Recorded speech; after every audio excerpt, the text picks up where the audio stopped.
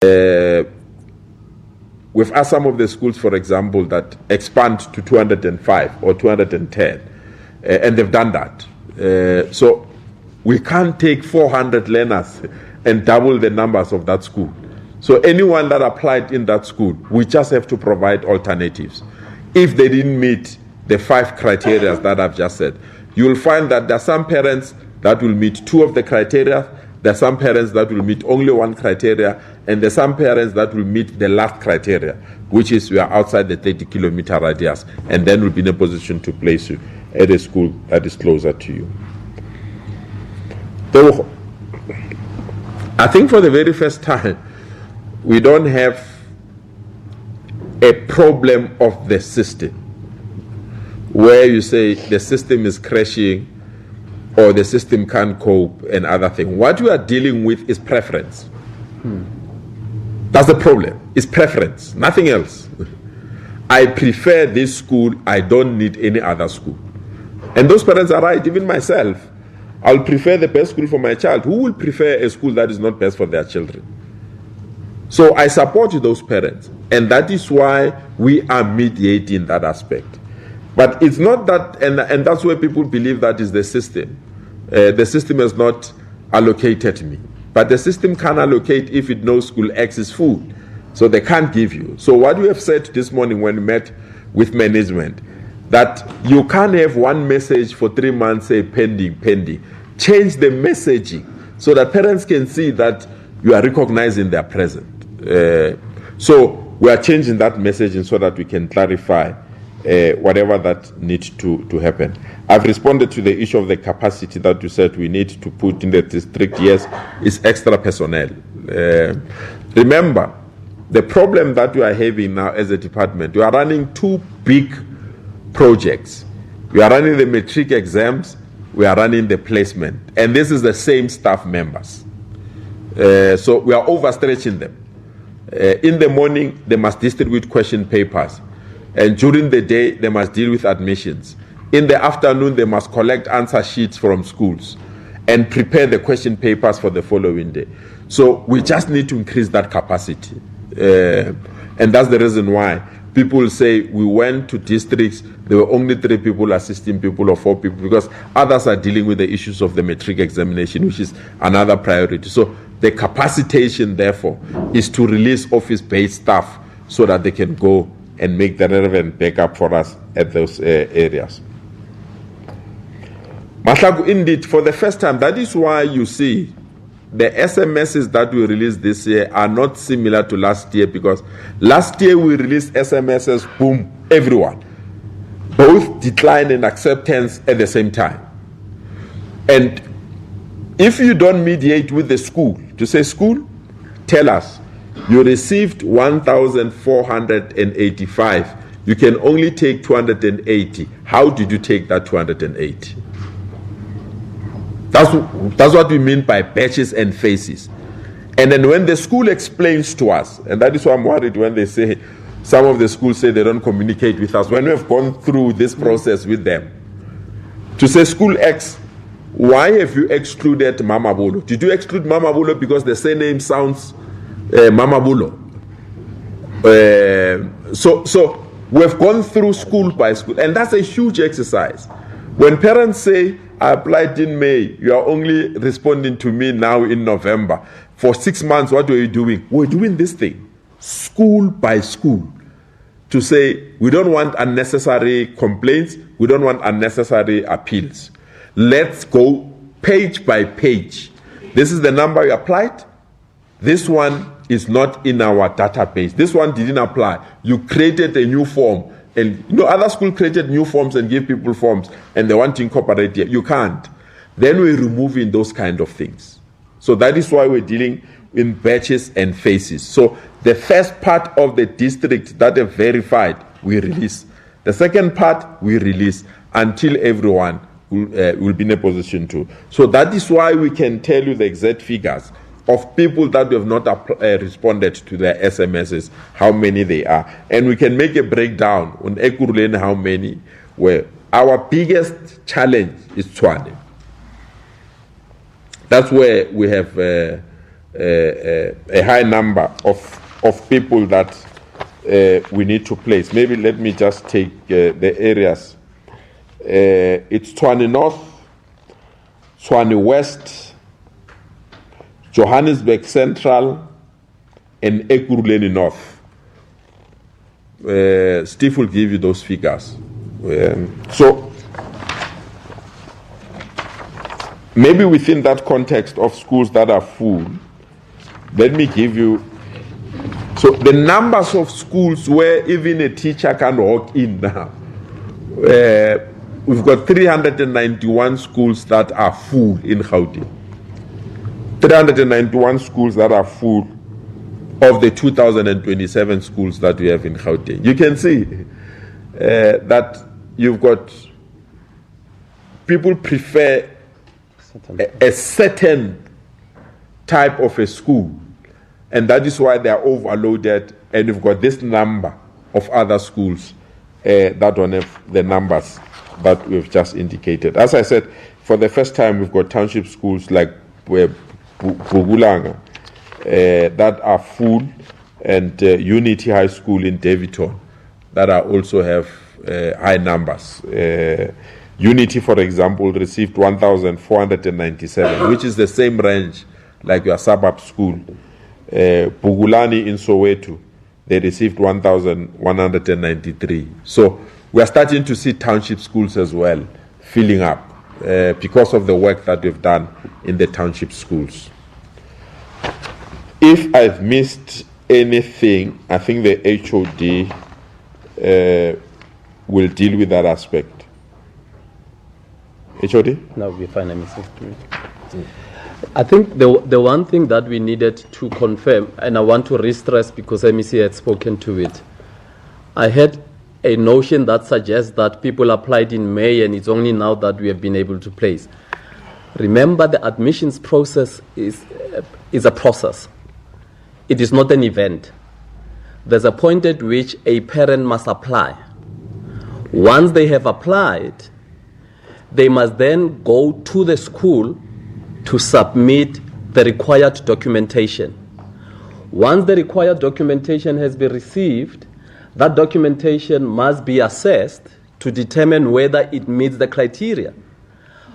After determining that it meets the criteria, we must then go into the process that we then use admissions regulations in terms of what the MEC would have spoken about on the regulations about the 5 priority areas. We sift each one of those applications in terms of that particular process up to a point where we then make offers of placement. What has happened, and I think it's something that we also want to stress at this point, is that there are close to 6,000 offers that have been made on the system for which parents have not accepted. The more you do not accept, neither do you take advantage of an objection or an appeal process. It makes it difficult for us to place the other people who are high on the list that must be placed. And it is a request that we are wanting to make to the public, that for those that have received offers, it's either they have to decline or accept, and it allows us the process to go on in that particular regard. Thanks, Amisa. Yeah, and we'll communicate with parents once a week. I've issued an SMS today, a correct SMS, I must emphasize. I've issued an SMS to all parents today to apologize. So we will issue an SMS just to update parents so that they are quite aware where we are with the numbers. As I said, disregard all the other numbers. The most important numbers is that there are 310,000 that applied, there are 34,000 that need to be placed. The rest have been placed, besides those that didn't give us documents. So as the HOD has indicated, we've got additional 6,000 that have spaces that have not accepted. So we are starting the consultation process with parents. If they come to our district offices, they will find that, or we'll call them. So there's no need to say, let's rush to the district offices. You'll either receive a call or you can send an email. In the statement, you've got an email address. You can send an email. We've capacitated that email. I know parents were saying our emails are not responded to. We've capacitated that area as well. We've also capacitated our call center, and we can take people through. But there's this aspect that I really, I must be honest, I don't know how to assist. We've put it now for people to do that. Because some of the people that are accusing us that we have not placed them, we've placed them. It's just that they can't log in because they forgot their login details. And we've placed them. And when you ask them the email address, you don't get the password. You don't get surprised that they forgot that password. I mean, if you're going to put a password, Madamba Damba, you don't know which M and B follows what. It becomes very difficult for us to assist you. So we are indeed, we don't want to take this thing lightly. We have now assisted those that forgot their login details. So we are concentrating on the 34,000. So our energy is 34,000, and we know more than 250,000. We've already placed them, they've already accepted them, signaling that the system is working. So we are left with 34,000, but we've got spaces. We're going to negotiate with them, and those spaces that are available, if people reject them, we are kicking in the appeal component so that parents can appeal that I don't want this school. And within 14 and 21 days, we'll respond to appeal. When we respond to appeal, we'll tell you where finally we've placed our child. So there's no child that will not be without a school, or a parent don't know whether to buy a school uniform or not. All these things will be sorted out by the 30th of November. Thanks, sir. Before we close, Masaku, one more. Anyone more so that we close? Okay, yeah, 1, 2, start.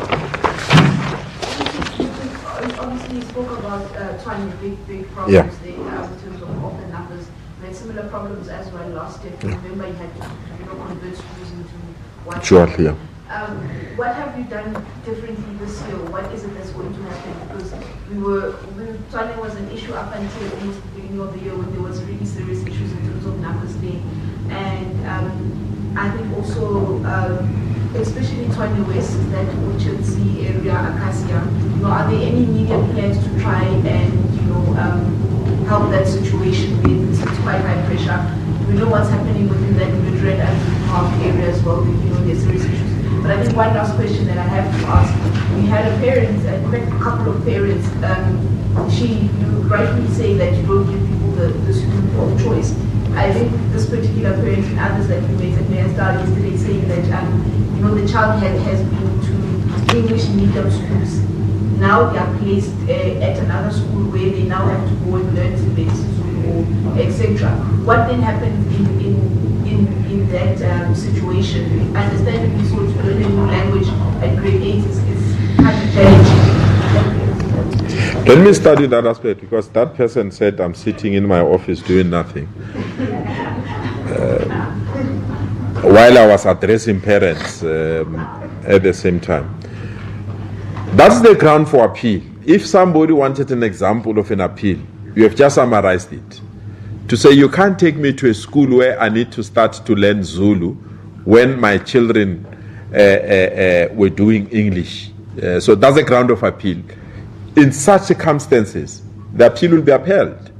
That is why we are asking parents to fill the appeal form, because we might be missing those components, and we can deal with it. Indeed, there's a school called Sutherland is it in Centurion? Centurion, yeah.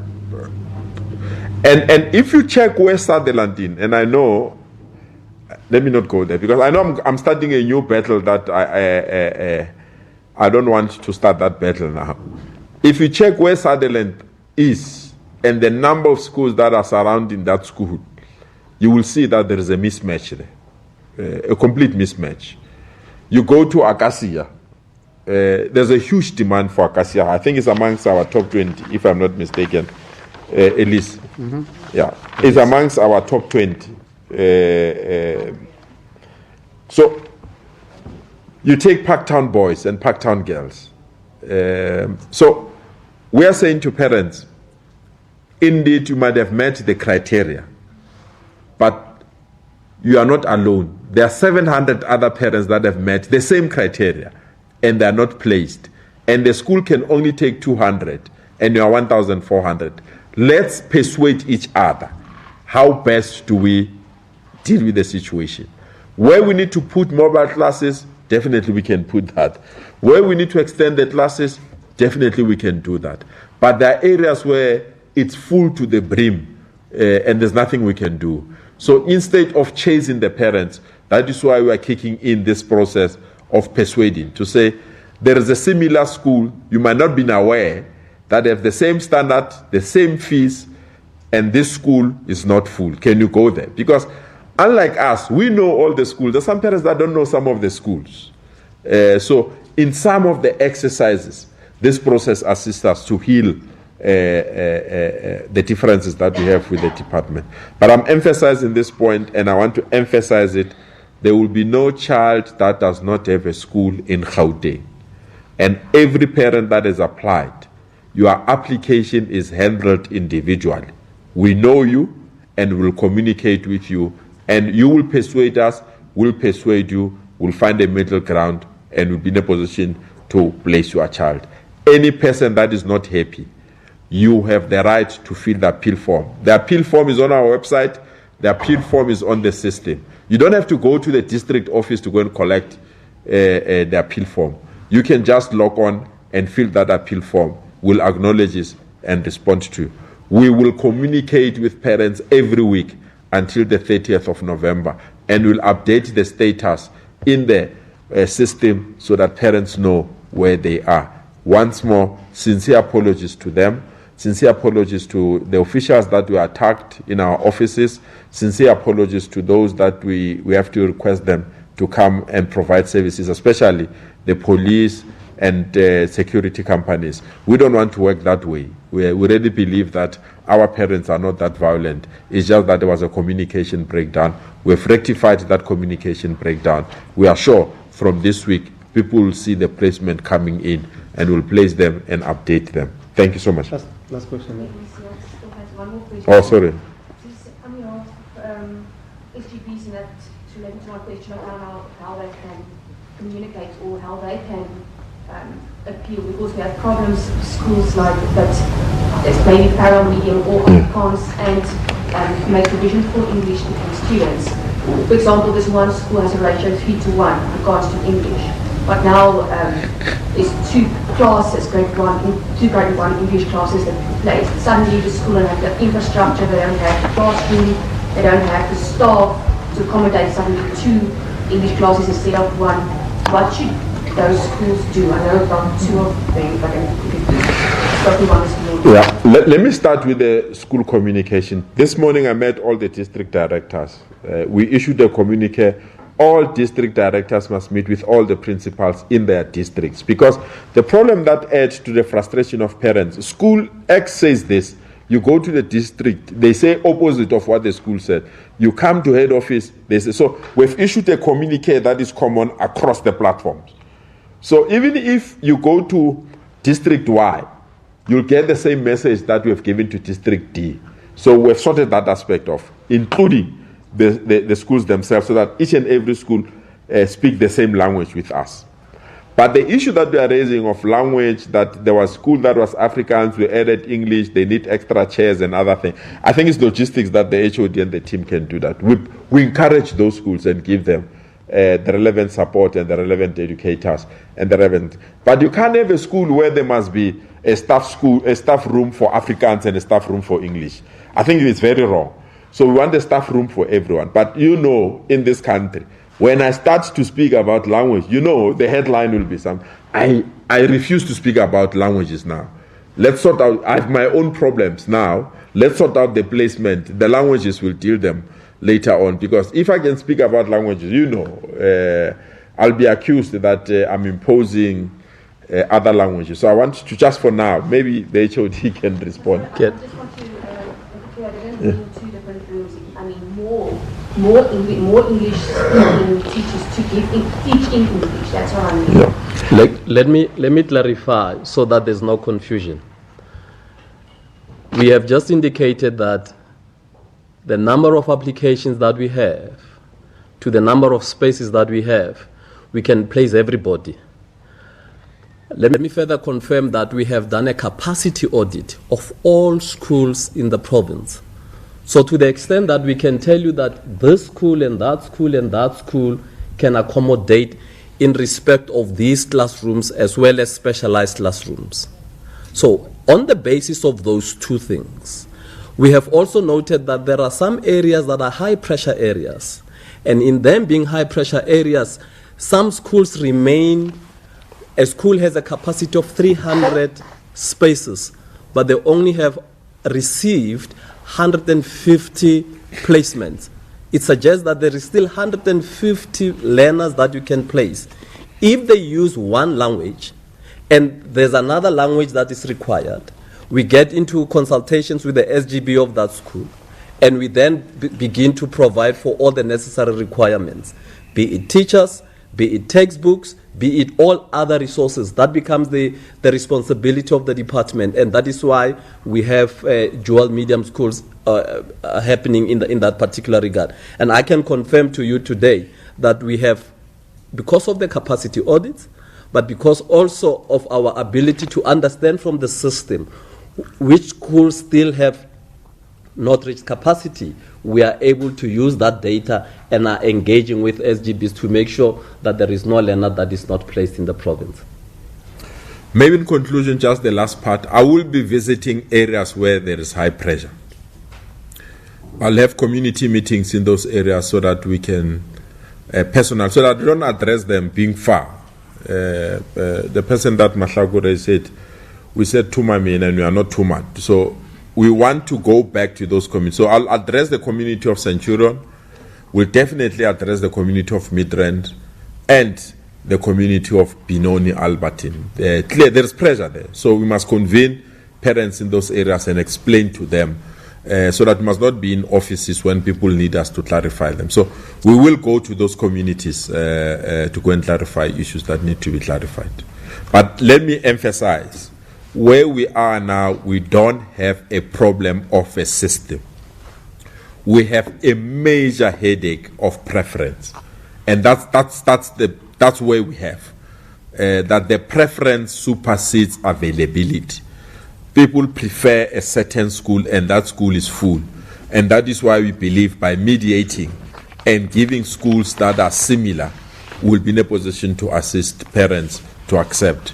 Our schools can still accommodate the learners that have applied. There is no single learner that will be in the street because they don't have a school. We have a problem of mediating preferences, and we are requesting parents to hear us when we give alternatives. And alternatives are school. We go to such an extent of checking a school with similar school uniform, if you feel that the school uniform will assist you, or school fees, or transport mechanism, but we don't want to overburden parents by taking them to schools where they need to pay school fare, transport, and other related matters. So we are working along all those particular issues.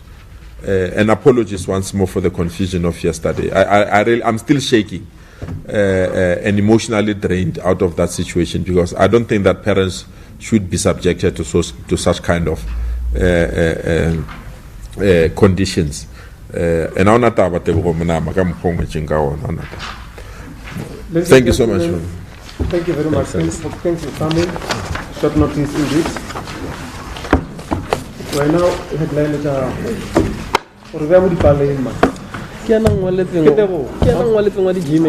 thanks. Odi Baby Dawn.